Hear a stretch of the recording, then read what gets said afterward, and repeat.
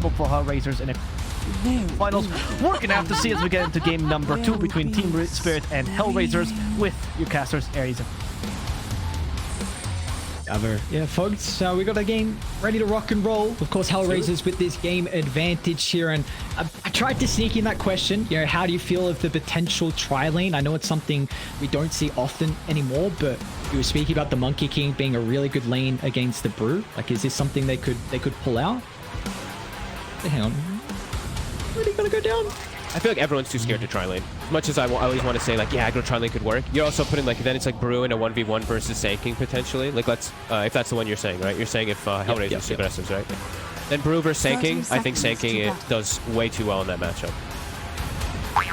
Well, I feel like this, I think Sanking can suffer. I think if they just leave it normal.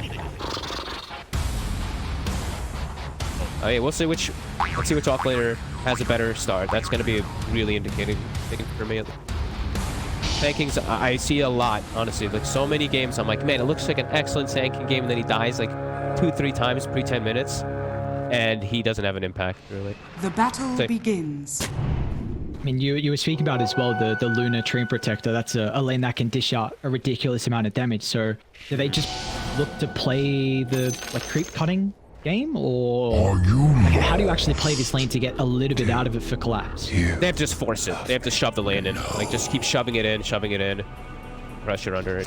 I'm also surprised that they did put this Obs Ward. I do want to point it out, bottom. Obs Ward directly almost in the lane. So I feel like that could just get almost instantly dewarded from the center. That's going to give extra golden experience to HR. And we're going to see HR. They're going to do the same thing. Look at Maldi. Right away, he throws out the grass to try to push the wave out. But he's not going to be able to push it out nearly as fast. So Spirit, they're doing this the right way. Grass like kind of missed the creep. He missed. Yeah, he did it at a weird angle. Yeah. That's right. It's early game 2. You're already seeing they're shoving the lane in, trying to get that early level 2. Mainly also get the creep equilibrium back in their favor as well. This is something that's actually, maybe could get annoying. Gilger actually played it really nicely top. I'm just going to point out because it's a cool interaction, but the Cinder Brew, and then Gilger invises and goes to run through Monkey King. Yatoro preemptively mischiefs, trying to dodge the damage. So Gilger actually hesitated and then went through him. So he actually lit the Cinder Brew. So we're going to have to see them playing around that interaction a bit. It just happened again. You see that? Yeah. So I wonder, like, it's always nice having a hero that's easily able to take the Cinder Brew. You are against like 2 really strong laning heroes as well, so I don't know if I'm just getting too like to the advantage. They need to get this D1 on the Sentry. This is big, at least for Hellraisers in the lane, and they don't have their hard camp available to block out a Sentry or not. So we'll see if Hellraisers can find that equilibrium, because I mean the Monkey King really wants to play with like full length of the lane to just continue stacking up the Jingu. Yeah. But again, I think HR have done both games, at least from what I wanted to see, even though I doubted them, especially the Troll in the last game, these strong lanes, right? Like, I really just wanted them to pick some strong lanes, and that's kind of what they've done both times around now. Like, really strong setup lanes. No lane is a losing lane. I guess except for the Magnus in the last game was a losing lane, but he recovered from, like, just from his plays. He didn't really need to have a lot of items. It's just, I mean, we'll see if Limitless is able to get a little bit more farm this game and what he can do. I mean, it's kind of the Aghanims into the Refresher. Usually we don't kind of see a cheaper item to help him throughout the early stages. It's that rush really just to enable the team fight. But your Spirit, they've got really solid team fighting in their own regard. And they have Rubik, so it's like it's going to be eyes on if he makes sure he covers his ult with the Drunken Brawler immediately after he splits, and all these other things too. It's eyes on Mira. He can do some really clutch plays, some really big steals this game. Collapse bottom. Soul Ring. We're seeing it a lot on the pretty much anyone. Doesn't even matter. Like, I've seen Lena's go Soul Ring, which Yuri's got queued up, and you've got the Lena, Toronto, Tokyo. He's having a reasonably good time at the moment. I like this build a lot though. Something I've been seeing a lot from the Queen of Pains when you can't utilize the dagger in the lane. It's just maxed out Scream. It's able to increase your farm, like you can take stacks, and the burst potential early is something that can take a lot of people off guard as well. Yeah, no, I agree. I think when you're playing versus, like, it's when you have a range disadvantage, you want to go for your Scream and you just play the farm thing. So Lena, of course, you have that range disadvantage. You're like 120 behind her. Play the farm game to catch.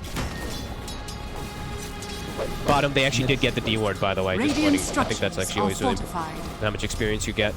Melody was able to get the last hit. And he tipped Mira, because Mira missed the deny. And you see the last hits from Watson. He's having a really good time. 22 and 5 compared to the 11 and 0 from Collapse. And with Luna having a kind of freeish time, what's going on? What are you doing, Rabel? Just battling out. He's stealing the bounty. Radiant's Oh, he's turret gonna get his has been courage. killed. Taken care of. He did steal the opposing bounty rune though, so Rebel, he did move up and do that. We talked about it before the game started. We didn't talk about it when the game started, but we did see the sentry is blocking the Lena's camp.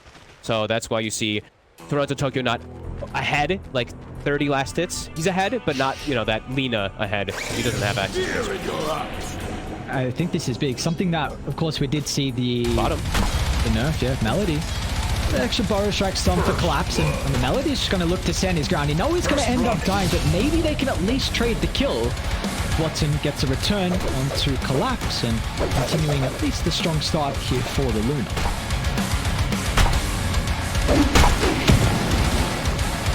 Now that regen though on the tree, positioning of the lane is going to be favoring HR still. Very tough still for Collapse to get much. And we're seeing Limitless now pulling ahead. So we kind of figured Senki would fall a bit behind. Let's see, if he dies again, that's where it's just absolutely like devastating. So we already see Collapse now. He's jungling the small camp. That's a little bit of a concern. He's taking a lot of damage top actually. Jingu to play with. He's going to get a little bit of life steal back in Miposhka. So it gives him an opportunity to retreat as well. But yeah, we are starting to see when Hellraisers can find these levels up top, they actually can combat versus the early aggressive lane that the Monkey and Bane can also. Bottom is out of control, honestly. I was talking about how Collapse is going to have to try to find something. I actually don't know if they can lane down here anymore. Luna's 5. So level 3 in aura. This Treant's hitting for 130 damage. Sure.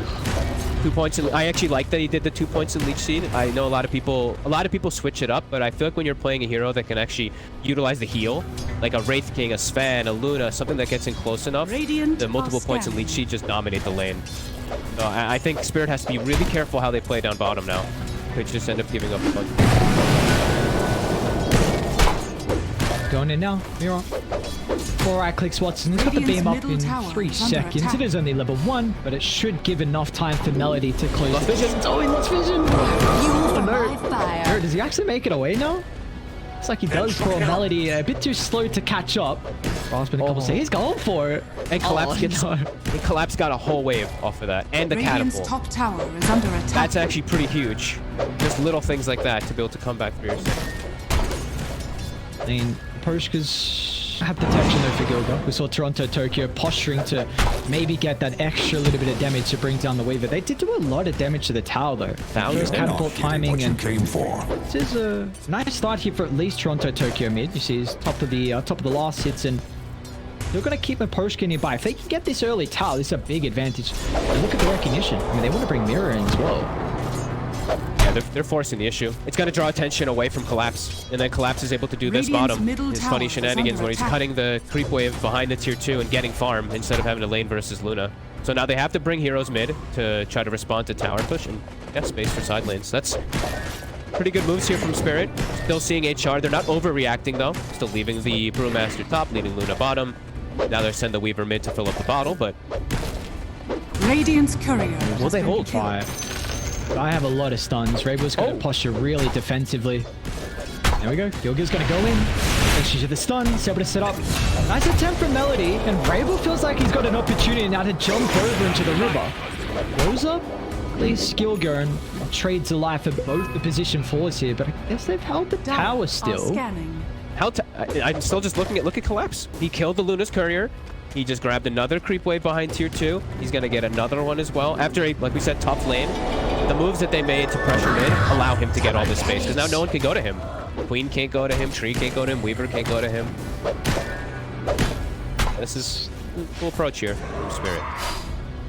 Sacrificing some elements, but then, sacrificing some experience elements by just bringing your supports mid to push, but helping out your Senki boost.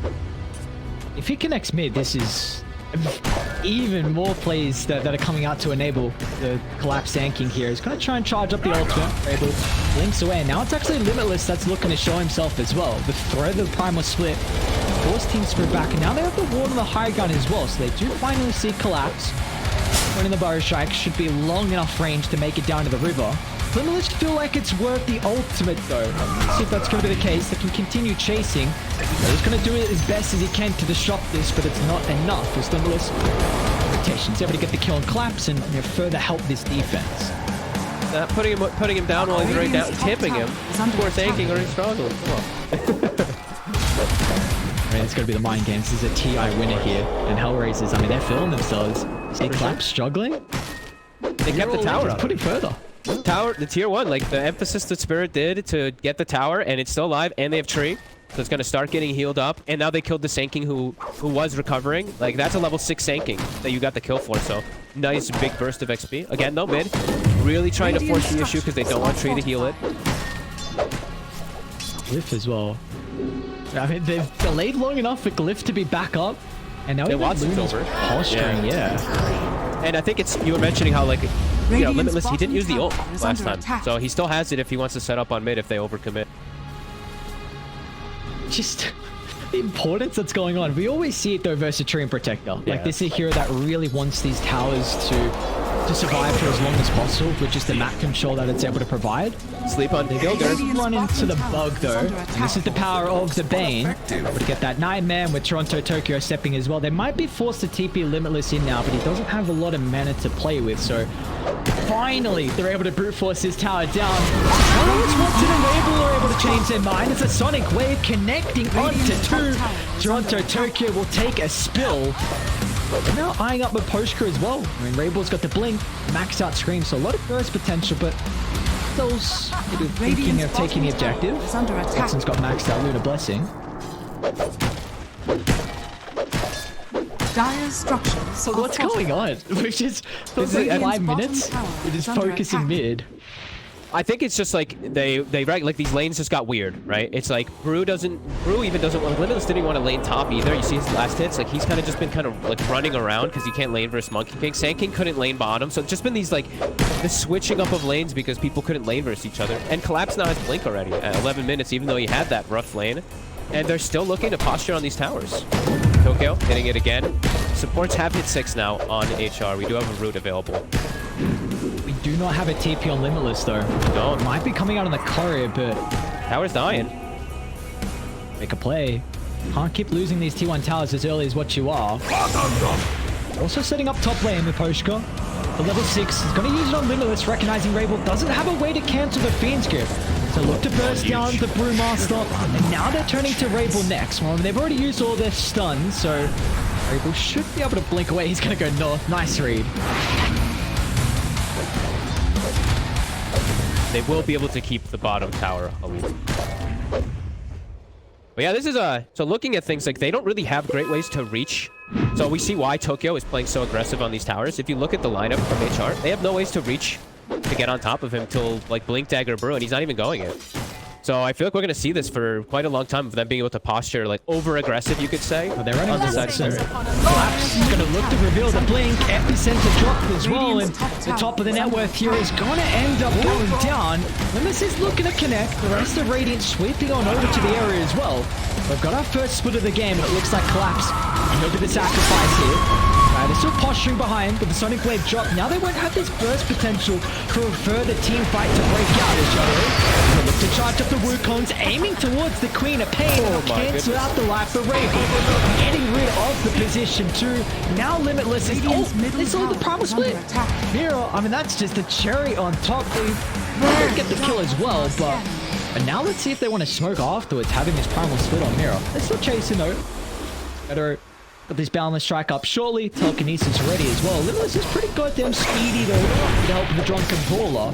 But you already recognize, I mean, Radiant, they use a lot. 2 heroes are showing bottom. They split. And yeah, Mira, he's forced to use. He's like, alright, I may as well, Brewmaster. You've taken too long to get this kill. He's still wasting so much time. The fact that Limitless is still alive, he's even juking through the tree line. Not until Poshka though gets in range and finally cuts away the life. But that was quite the space created.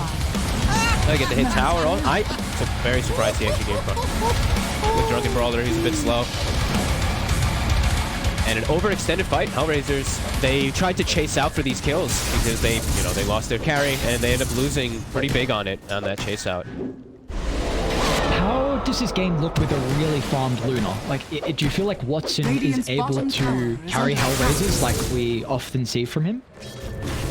It looks a lot harder into what he's up against, honestly, because he's up against Bane, like best anti-carry. And I was mentioning before how the reach on Hellraisers is limited. I don't really know how they're going to cancel. Fiend's going to put in a lot of these fights. After I saw that top hit situation, like, who's going to do it? Lucent Beam? It's going to have to be the Bruce split in most situations. So they're on top. Yatoro is just soloing Limitless at the moment. Watson here is looking to connect. He doesn't have the primal split to really give him that bonus lives back there, so going to turn on the Monkey King. Trying to play the distance as Yatoro. They've also got collapse TPing in as well, so they've got to be careful if they group up. He's able to land it now onto 3. The targeting down Yatoro is finally going to end up falling, and now with Watson showing up as well. Big clips solo onto Collapse, man. What a nightmare! No way. There's no way. Collapse trying to juke to the tree line. Reevel's got the damage. Now the Fiend's grip is an issue though. Follow-up stone, but they still can't kill off Watson. Limitless able to protect him thanks to the Cyclone. Now they're charging forward as more. They're going to turn their attention to Toronto. And he'll end up going down. And now Mira, a potential 5-man wipe. There's Hellraisers. Well, not just yet. Mira still able to play his distance off this issue of the Sakuchi. The Hellraisers to turn that fight back around and keep Watson alive is huge. That was beautiful. That was beautiful, Root. Malady maybe getting a little lucky. He tumblers toys in, Roots as Collapse links in the stun. So he gets all 3 of them, and then they just are able to consecutively chase forward. Fiend Zoops comes out, but it's late. The Brewmaster split's there to cancel. They just envelop them completely, and that's where Luna thrives with your whole team, with that aura. That was very good fight. And like I said, a little lucky with the Root, but it ends up being perfect. Spirit's the one that forced the fight into HR, and HR reacted nicely. And now Luna...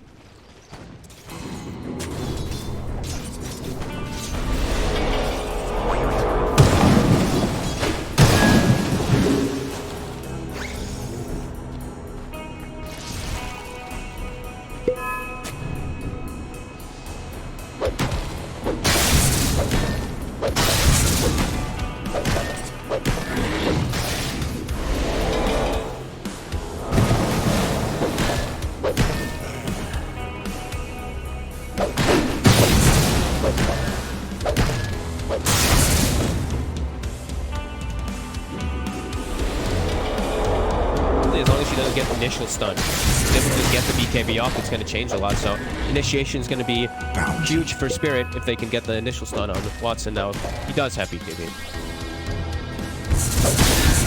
Close game still though in that 1K.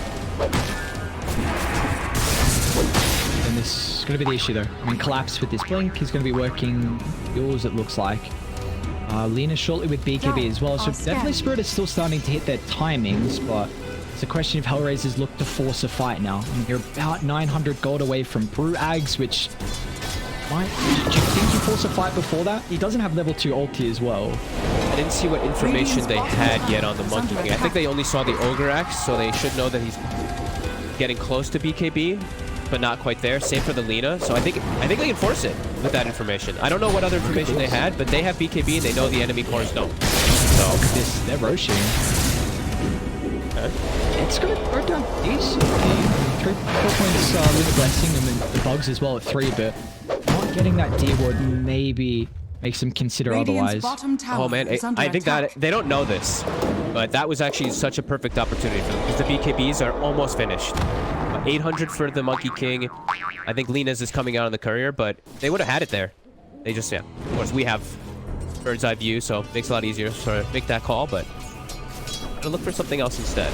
And they still do have a few moments before those BKBs are online from Spirit, so if they run into an engagement now, it can be okay, but in a few moments, that's going to change with double BKBs bottom tower is under attack.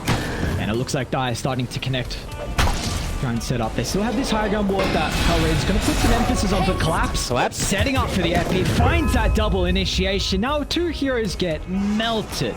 Great start here for Collapse's Maybe they can now consider taking objective. Maybe more kills instead, though. Mira, stalking Limitless. They've got the sentry nearby, so they're going to spring the trap. Mira still is able to reset. Reaper jumping on 4, but they're going to turn to deal with the Brewmaster. They're able to burst him down before the split. This is a big advantage now for Spirit. As Hellraisers, I mean, you didn't even get the BKB off, and it wouldn't even matter as Maposhka lands the grip. They make it a 4-for-1. Wow, that was, I mean, the Ward playing into everything, as I said, Vision playing a huge game, double stun, and then they just get chase kills. And now those BKBs are done, so, ooh, HR. And obviously they don't know, but probably kicking them, they're going to be kicking themselves afterwards when they watch that they had maybe an opportunity to rush. Now, BKBs are on light, fights are much more difficult. A lot of your damage is going to be negated. They just have easy access to your Luna now to get on top. Always felt like it's, you know, you've highlighted Maposhka and his, you know, vision emphasis throughout kind of his career, and we saw it last game. Of course, they weren't able to take it, but cheeky Ward, they plays behind the T1 tower mid, and now just look at the vision for Diet, like completely controlling the map. They've got so much information to play the second game off. So it looks like they're kind of losing control. That's their 6,000 net worth. Even though they got that successful top fight quickly on its favor. And they're playing around that ward still, just waiting for HR to move into it. Not again. Oops. There. Hold on, Melody. They do. They might look to still take this fight where we saw previously. They cannot play around where Spirit is set up at the moment. They have the recognition of the ward. They'll look to jump the Weaver. Not the best target to initiate on, but at least they can now make it a numbers disadvantage. They don't have a way to start fight. Their way to start fight is Bruce splits and runs in. Like, they don't have a blink dagger. Spirit has multiple different ways to start the fight now, with Collapse either jumping in as the Sand King, or Yatoro just flies in and gives vision as the monkey. The game is starting to get very difficult for HR very quickly. And that truly felt like was one of the big factors in why Hellraisers could take game 1. Of course, the team fight, but you had the Mars, you had the Mag as well to start fights, and now it's just completely different. Like, you don't have that ease of execution. And you see how the game's just so much easier for Team Spirit to play. They are smoked up, though, looking to move towards a triangle. Get to jump off. Yatoro. Ilga's still looking to connect, though, but Collapse as well is able to blink away before the Earn tick, and I mean, Spirit, all of a sudden this network lead is just ballooned up to 6,000. It's just HR running around trying to catch anything, but they just don't have the catch without the blink. I see the tree is also working for it. He's far, though. Like 900 gold. Brewmaster has to finish Ags. I think they're going to get caught on the retreat. Timing was so close. Wait, Rabel's hitting Roche. I don't know. This is so scary for HR. Like, they have no way to jump. They're going to get jumped.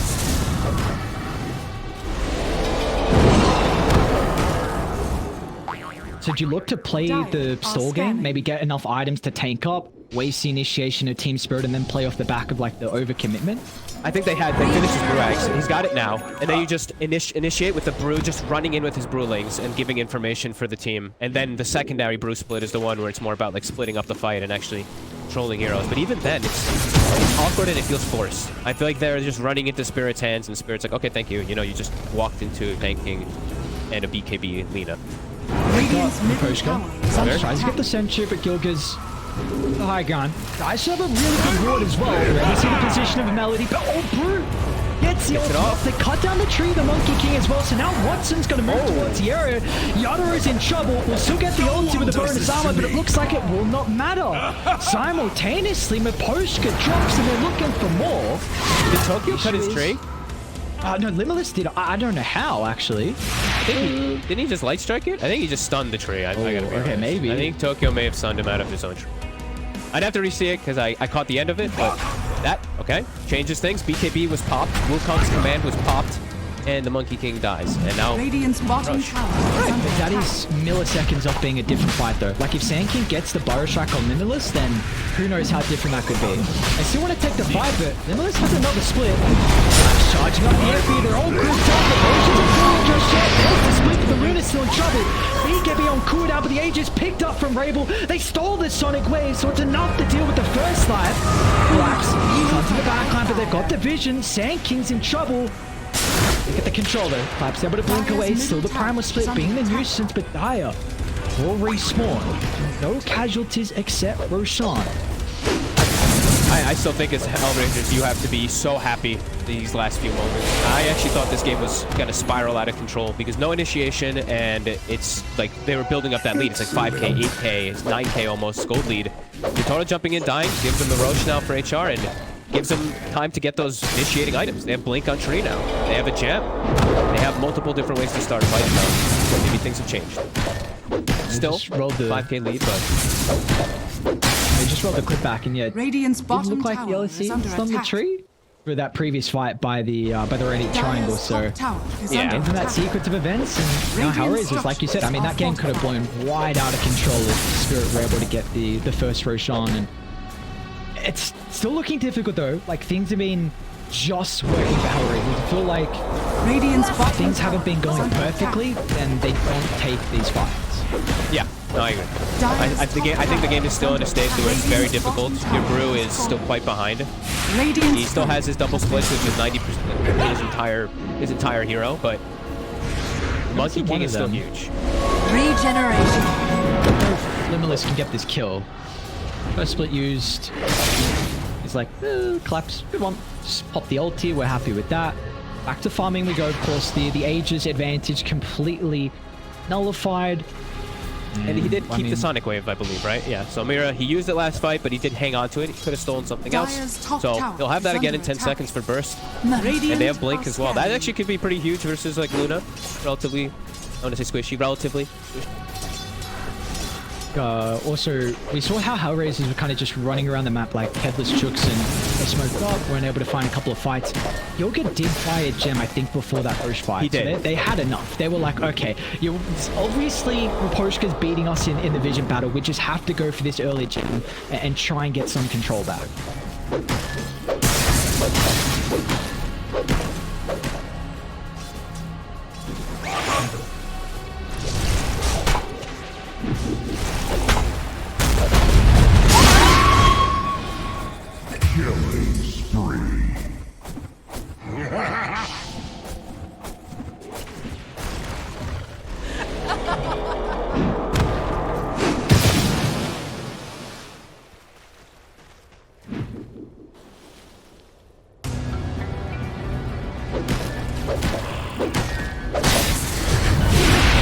Trouble Clap's gonna jump once again.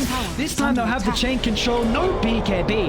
Spirit, what a read that someone was gonna come farm this bottom side. Toronto Tokyo joins with the boots of travel. And now you've got a dead Lunar. I mean, they're sieging high ground. He bent his gold too, going for the Lincolns. And I think this is one thing we're talking about, like when we always mention stuns, right? Control inside of team fights. Everybody on the side of Spirit has a stun. Almost nobody on the side of HR has stuns, so it's much more difficult for them to set up these side plays. For Spirit, like that just came naturally. They saw a hero, everyone clicked their spells on him and killed him. On HR, it's gonna have to be much more complicated for them to ever set up like that. They don't have an Orchid on Rebel either. Like he's got his BKB and his Kaya Sanj, the usual, but that means he can't make plays on side lanes. He's great in team fights, but for pickoffs and stuff like that, it's non-existent. I think even with BKB, it's going to be difficult though, because you are playing into the Bane. So, Yeah, I agree. I mean, we just see how Miposhka's playing. One of his best heroes, making sure he sets up. Yatoro's got so much mobility. Lina with Boots of Travel. They can just instantly close the distance and follow up. So this is going to be really difficult now for Hellraisers just to stall this game out. Yeah. Radiant's middle tower is under Absolutely. attack. And I think like this, you know, your Limitless, your Brew, he's farming. He has to hit level 20 at some point relatively soon, because I think we're gonna start seeing the Brewlings even dying. The Monkey King plus Lina, they're starting to get to the point where they can just turn and hit them. So I think the game is, sure, they got that Roche, they got that very lucky team fight, I still want to say, but I think game state hasn't changed all that much. I think it's still a huge uphill battle. Now you're going to the Ice Skadi for the Monkey King. One of the better ways to deal with the Luna. I mean, they've got another range core as well with the Queen of Pain. And so Lina, is she going Satanic next? Very, very far. I'd imagine. Dire's top Playing tower versus is Trade under Protector, attack. BKB Satanic is like the dream. It's the bread. It used to be your BKB Mantas, but now since Satanic does this spell, you can go your BKB Radiant's Satanic, because then you bottom always have a tower play is around under Tree. attack. Beneath the die wall, Double Melody's going to look to get rid of that though. Oh, fighting into a DD on Toronto Tokyo is Radiant's not middle an tower easy is task under at attack. all. I mean, Yatoro can just give them a little bit of information. If he keeps jumping forward, he might see Rabel shortly. Collapse has an E-Blade. Yeah, I was gonna ask, like, what do you feel like this E-Blade does? Is it just a quick burst? Because it's not really great defensively. Like, there's a lot of magic damage on Hellraisers. Radiant's middle tower is under attack. Look to start. Rebel. Rebel jumps in as well, but they're just gonna melt through the Queen of Pain without the opportunity to pop the BKB. It's looking like a free fight for Watson though. It's trying to veer his attention to the backline, but he actually dying. the BKB TP out and strong to Tokyo. He doesn't have enough damage, so Luna will make it away, but the rest of the Hellraisers, they're in trouble. And they're trying to deal with Limitless second Bruce, but they should easily be able to go through it. No escape for the Brew. We just see TSpirit. This game, their team fight is just too much to fear. Yeah, that says it all, right? That was also an insane jump from Rebel, I have to say. The blink forward into everybody. He just dies. He didn't really get almost anything off. You got to think initially stunned. And that's like, I feel like that's kind of what we saw building up for a while, though. I feel like that actually should have happened earlier. And I feel like HR got really lucky when the Monkey King tree got cut, because this felt like it was inevitable. Radiant's middle tower is under attack. So get another pickoff onto Gilger in the lane. Observe a sentry drop, and they played for Mira and Toronto, Tokyo, and now a 13,000 network lead in this game. Starting to really get out of balance here for Hellraisers. I think that's probably the worst place I could have seen the Radiant's Monkey middle tower has King. fallen. Inside of Radiant's top trees tower is versus under tanking and attack. movement. That was devastating, really. They lose their gem too. Full control gone. 14k lead. I'm sure it's like 80, 90, or 90% win probability or something. Radiant's top tower Yeah, is under 89%. attack. It's looking good. I mean, with Roshan soon to be up as well, this is just that next objective that Spirit are waiting for. They've got a lot of level timing as well. I mean, all three of their cores above the 20, so Collapse has got more stun block with the 8.8 second cooldown Burrow Strike, and They can't kill any of on these. They can't kill any of the cores fast enough before they get something off now. Collapse will get his Yules or his E-Blade off unless he somehow gets his tree cut. Or sorry, Yatoro will get his BKB off unless he gets his tree cut off. He's 3k HP. Collapse will get Yules thing off very likely unless he's completely isolated. Like, yeah, the fights are getting too hard with their limited stuns, as we kind of thought might happen. Alright, this Swoop is coming though. Again, connects. The rest of Hellraisers is actually going to look to push to the northern side. They jump in. If they can get rid of Limitless, that's a key component through the team fight, and they'll do so with ease. Watson can't Now run. the rest of Hellraisers are just trying to glue line out of the area. Turn it back around potentially. Jumping from Rabel. The burst is not enough. It's Watson's on the outskirts. They're targeting Yatoro down with the BKB on cooldown, but still, TSpirit, they control the higher gun with ease. Now they've still got more ability to change forward for more. Knowing the BKB is on cooldown, I mean, there's no escape for the Luna. Maybe he could get a kill on Sand King, but even then, Gilgil unable to do so. Ladies and gentlemen, we are going to a game 3 as TSpirit. Strong showing from them. TSpirit. Strong showing and definitely a strong, clear understanding of like the